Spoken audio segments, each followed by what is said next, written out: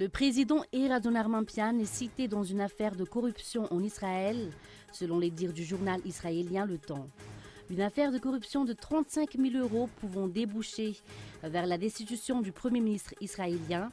Son ancien chef de cabinet, devenu témoin d'État, va révéler le poteau rose à la police et à la justice.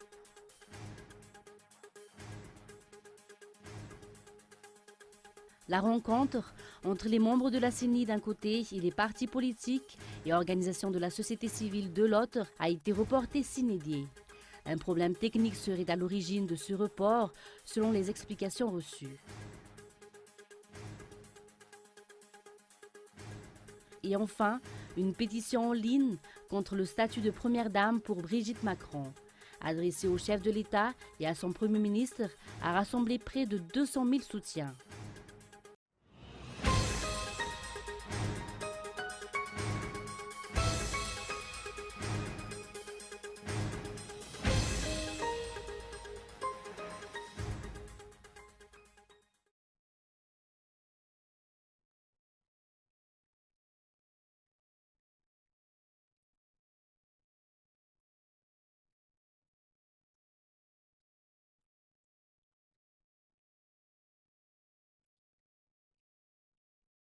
Bonsoir à tous et merci d'être avec nous dans ce journal. À la une de l'actualité, le président Ehud Olmert est cité dans une affaire de corruption en Israël, selon les dires du journal israélien Le Temps. Une affaire de corruption de 35 000 € pouvant déboucher vers la destitution du Premier ministre israélien. Son ancien chef de cabinet, devenu témoin d'État, va révéler le poteau rose à la police et à la justice. Les détails dans ce reportage de André Arson. Une affaire de corruption impliquant le Premier ministre Benyamin Netanyahou ébranle l'Israël actuellement. Selon le journal israélien Le Temps, celui-ci est impliqué dans une affaire de corruption s'élevant à 35 000 €. Son ancien chef de cabinet, Ari Haro, a été placé sous le statut de témoin d'État dans le cadre des enquêtes. Il va déballer tout ce qu'il sait dans le cadre des enquêtes pour corruption et abus de confiance visant son ancien patron et ancien ami. Cet ancien directeur se trouve au centre de cette affaire. Selon le journal Le Temps, il aurait dû, comme le prescrit la législation de l'État hébreu, abandonner la gestion de son cabinet de consulting, H3 Global, créé en 2010. Mais il en a organisé la vente fictive tout en continuant à le diriger en sous-main. Parmi ses clients figurait notamment une entreprise high-tech israélienne qui voulait conclure un contrat à Madagascar et qui a versé 35 000 € à H3 Global afin que Ari Haro arrange une rencontre entre le leader du Likoud, qui ne le souhaitait pas, et le président de l'île. Pourtant, celle-ci a bien eu lieu en juin 2014. Lorsque le trafic d'influence d'Ari Haro a été découvert, celui-ci a démissionné de sa prestigieuse fonction de chef de cabinet pour attendre son inculpation et pour préparer le procès qui devait suivre. L'enjeu était en effet de taille puisque l'ex-Wonderboy risquait 4 ans de prison et près de 200 000 € d'amende, toujours selon le journal Le Temps. C'est précisément parce qu'il a compris que la condamnation était inévitable, parce qu'il voulait s'éviter un long séjour derrière les barreaux, qu'Ari Haro a proposé au parquet de devenir témoin d'État. Donc de déballer tout ce qu'il sait sur son ancien patron et éventuellement sur d'autres figures du Likoud et du gouvernement, moyennant un aménagement de son dossier pénal, 6 mois de travaux d'utilité sociale au lieu de 4 ans de détention. Un coup dur pour le Premier ministre, lequel maintient cependant que les enquêteurs ne trouveront rien parce qu'il n'y a rien. Dans la même veine, lui et son entourage s'en prennent aux médias qu'ils accusent de pratiques bolcheviques débouchant sur un lynchage public. La défection de l'ex-directeur de cabinet est dramatique pour Benyamin Netanyahou, car si inculpation il y a, et c'est généralement le cas, lorsque le parquet recrute un témoin d'État, il devra présenter sa démission, comme l'avait fait Ehud Olmert en 2008. À l'époque, ce dernier avait par ailleurs été enfoncé par sa secrétaire particulière et femme de confiance, également devenue témoin d'État. En règle générale, le parquet israélien n'accorde pas facilement ce statut. S'il l'a fait, c'est bien parce que Ari Haro détient des informations solides et vérifiables, susceptibles de faire tomber le Premier ministre. Signe de l'importance de son retournement. Toujours dans ce contexte, la rencontre entre les membres de la CENI d'un côté et les partis politiques et organisations de la société civile de l'autre a été reportée sine die. Un problème technique serait à l'origine de ce report, selon les explications reçues. Une situation qui renforce davantage les doutes des membres de la société civile sur cette commission électorale. Reportage.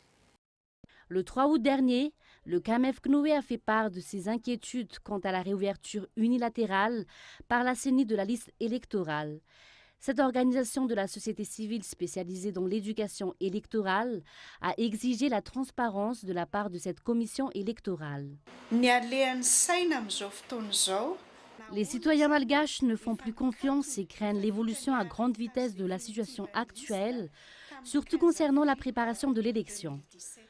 Nous lançons un appel aux dirigeants afin de faire régner la transparence dans la diffusion des informations pour tous. Après que les partis politiques et les organisations de la société civile ont exigé cette transparence, la rencontre habituelle des membres de la CENI d'un côté et les partis politiques et les organisations de la société civile de l'autre a été reportée sine die. Aucune date n'a été fixée. La transparence doit être le principe dans l'administration de la CENI. C'est grâce à cette transparence que cette commission électorale pourra militer pour son indépendance. Que les partis politiques et les organisations de la société civile pour l'aider à gagner cette indépendance. Faute de cela, les doutes et les inquiétudes seront toujours présents, comme c'est le cas actuellement à cause de ce report du cadre de consultation. Également dans l'actualité, durant les 10 dernières années, les accidents maritimes à Madagascar ont fait état de plus de 200 morts ou portés disparus. Plusieurs points ont été évoqués ce jour par la PMF comme étant source de ces accidents. Michela Ranardzon. Mis à part les accidents routiers devenus phénomènes grandissants dans la Grande Île, les accidents maritimes sont généralement moins évoqués. Selon les statistiques de la PMF, ou Agence portuaire maritime et fluviale, depuis 2007, le nombre de personnes mortes ou portées disparues est au nombre de 218. Mais faute d'enquête après les différents accidents, ce nombre est plus ou moins exact, a expliqué ce jour le directeur général adjoint de l'APMF. Une des raisons pour lesquelles une formation est donnée aux différents responsables. Oui, il y a une formation et justement ça c'est un élément majeur des enquêtes, c'est-à-dire la qualification des skippers ou des gens qui justement pilotent les navires ou le boot ou tout ce que vous voulez. Et Madagascar dispose au niveau de Mazanga, le NEM qui est l'École nationale maritime. Il y a beaucoup de monde maritime qui sont formés à l'ENEM.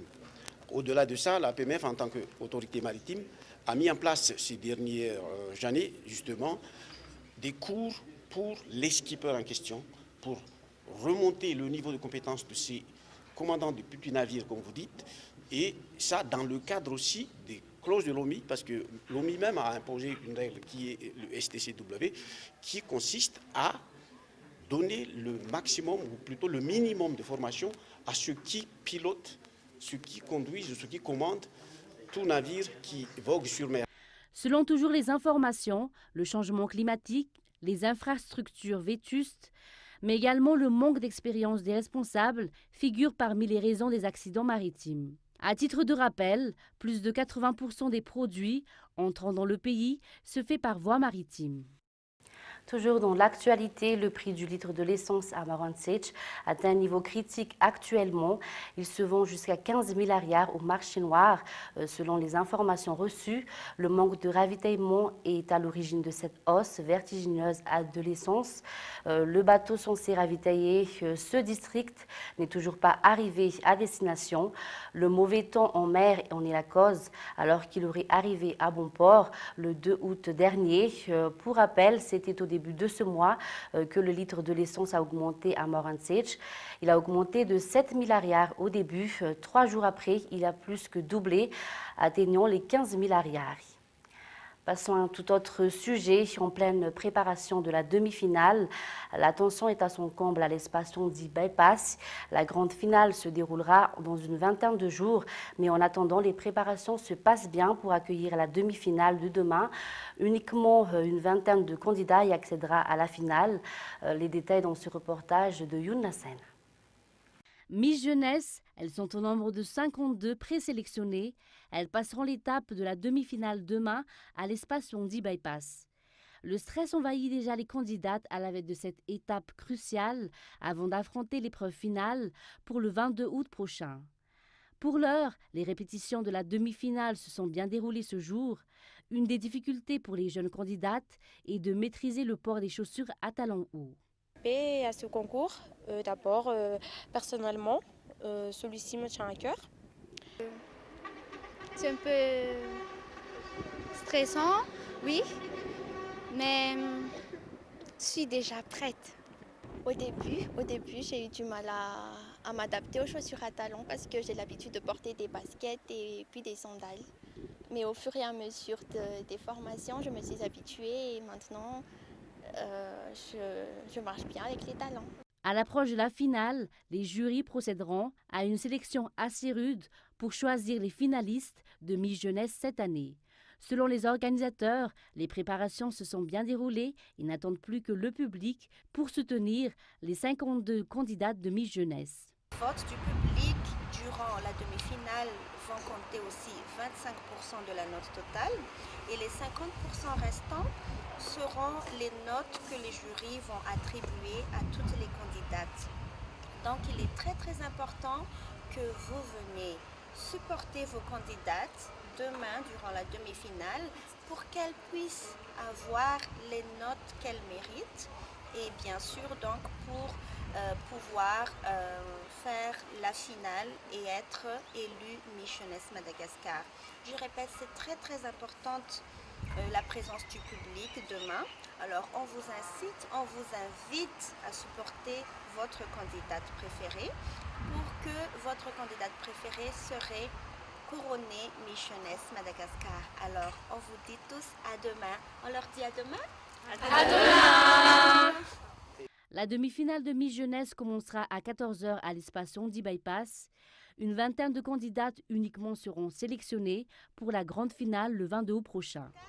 Miss Jeunesse Madagascar! Passons maintenant à l'actualité internationale. Syrie, la procureure à la tête de la commission d'enquête de l'ONU, jette l'éponge. Résignée, Carla Del Ponte claque l'apport de la commission d'enquête de l'ONU sur la Syrie. France 24. Je suis frustrée, j'abandonne. Voilà ce que Carla Del Ponte écrit dans sa lettre de démission. Un tacle directement adressé à la commission d'enquête de l'ONU sur la Syrie. Cette commission est inutile et ridicule. Cela fait 7 ans maintenant et nous n'avons toujours rien fait, alors à quoi bon? Je vais donc présenter ma démission plus comme un acte de provocation et comme un appel à l'aide pour les victimes de cette injustice en Syrie. J'en ai beaucoup rencontré. La magistrate lui reproche notamment son inertie. Depuis sa création en 2011, la commission n'a jamais été autorisée à se rendre en Syrie. Elle s'est contentée de rendre des rapports réguliers mais sans intérêt selon Carla Del Ponte. À plusieurs reprises, elle a dénoncé des crimes de guerre et exigé que les responsables soient poursuivis, en vain jusqu'ici. Il y a un manque de volonté politique. Sans volonté politique, rien ne se passe. Une fois qu'il y aura cette volonté au sein du Conseil de sécurité de l'ONU, alors les États membres pourront rapidement voter la création d'un tribunal spécial et ça marchera.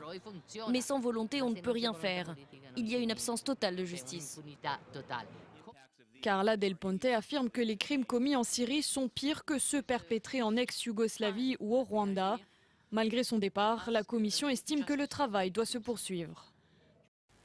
Et puis enfin en France, une pétition en ligne contre le statut de première dame pour Brigitte Macron, adressée au chef de l'État et à son premier ministre, a rassemblé près de 200 000 soutiens. France 24.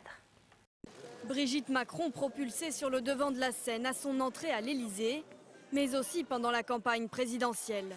C'est une volonté d'Emmanuel Macron. Il veut clarifier le rôle de l'épouse du chef de l'État et une charte devrait bientôt voir le jour. Mais sur Internet, une pétition contre le statut de première dame recueille près de 200 000 signatures. À l'origine de cette initiative, Thierry Paul Valette. qui m'embête, c'est qu'on va interdire aux députés ou aux sénateurs d'utiliser leur propre épouse. Elles n'auront plus de statut, on doit les écarter parce que c'est pas quelque chose de moral. Mais on va faire une exception pour la femme du président de la République parce que c'est l'épouse du président de la République. C'est contradictoire et ça me gêne. À l'Élysée, Brigitte Macron a un bureau, un directeur de cabinet, quelques collaborateurs et 2 agents de sécurité. Des moyens estimés par la Cour des comptes à 450 000 € par an. Depuis Yvonne de Gaulle restée dans l'ombre, les premières dames étaient cantonnées à un rôle de représentation, parfois investies dans des grandes causes comme la protection de l'enfance ou la lutte contre le handicap. Emmanuel Macron, lui, pourrait s'inspirer du couple Obama. On dit souvent à tort que la première dame américaine, la First Lady, a un statut. Elle n'a pas de statut non plus. Mais les usages veulent qu'elle ait un budget, des collaborateurs, que ce budget soit connu. Je pense que c'est vers ça qu'il va aller Macron. Depuis qu'elle est première dame, Melania Trump milite pour l'éducation et la lutte contre l'obésité. Brigitte Macron, elle, s'est emparée d'une grande cause, l'autisme. À ce sujet, elle reçoit déjà une centaine de lettres par jour. On termine avec un bref rappel des titres. Le président Erazoun Armampian est cité dans une affaire de corruption en Israël. Selon les dires du journal israélien Le Temps, une affaire de corruption de 35 000 € pouvant déboucher vers la destitution du Premier ministre israélien. Son ancien chef de cabinet, devenu témoin d'État, va révéler le poteau rose à la police et à la justice. Et puis, la rencontre entre les membres de la CENI d'un côté et les partis politiques et organisations de la société civile de l'autre a été reportée sine die. Un problème technique serait à l'origine de ce report selon les explications reçues. Et puis enfin, une pétition en ligne contre le statut de première dame pour Brigitte Macron, adressée au chef de l'État et à son Premier ministre, a rassemblé près de 200 000 soutiens. Et c'est la fin de ce journal. Merci de votre fidélité. Bonne soirée à tous sur Cool TV et au revoir.